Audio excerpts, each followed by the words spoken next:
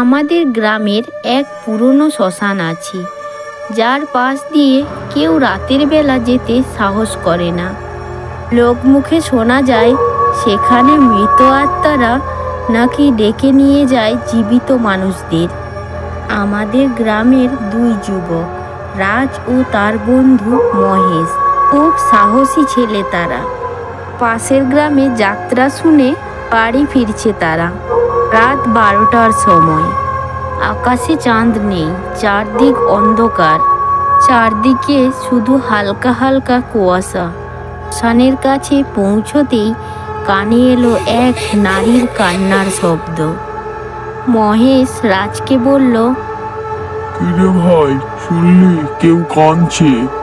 রাজ বলল, কোনো মানুষ বিপদে পড়েছে, ও কিছু না।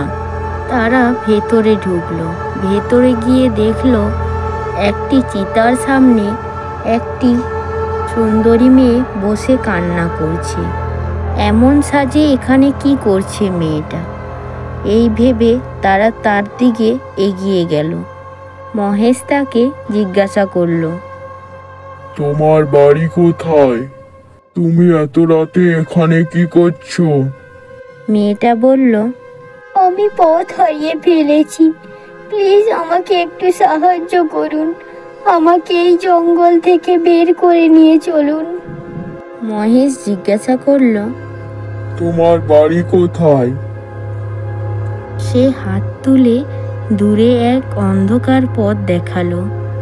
সাহস করে তারা, মহেশ ও রাজ, হেঁটে চলেছে।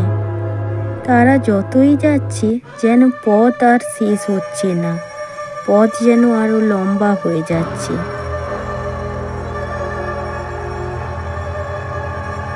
তারা হাঁটতে হাঁটতে হঠাৎ রাজ পেছনে ঘুরে তাকালো। সে দেখলো তাদের পেছনে সেই সুন্দরী মেয়েটি নেই, তার বদলে একটি ডাইনি দাঁড়িয়ে আছে। তারা ছুটতে ছুটতে দুই বন্ধু গ্রামের দিকে চলে গেল।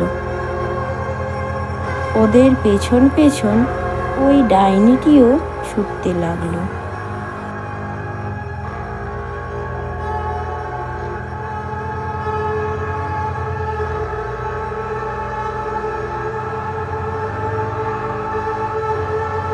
গ্রামের শেষ প্রান্তে একটি মন্দির আছে। তারা সেই মন্দিরের কাছে অজ্ঞান হয়ে গেল।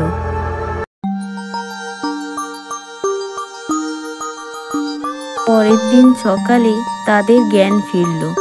তারা দেখল গ্রামের হাসপাতালে ভর্তি আছে।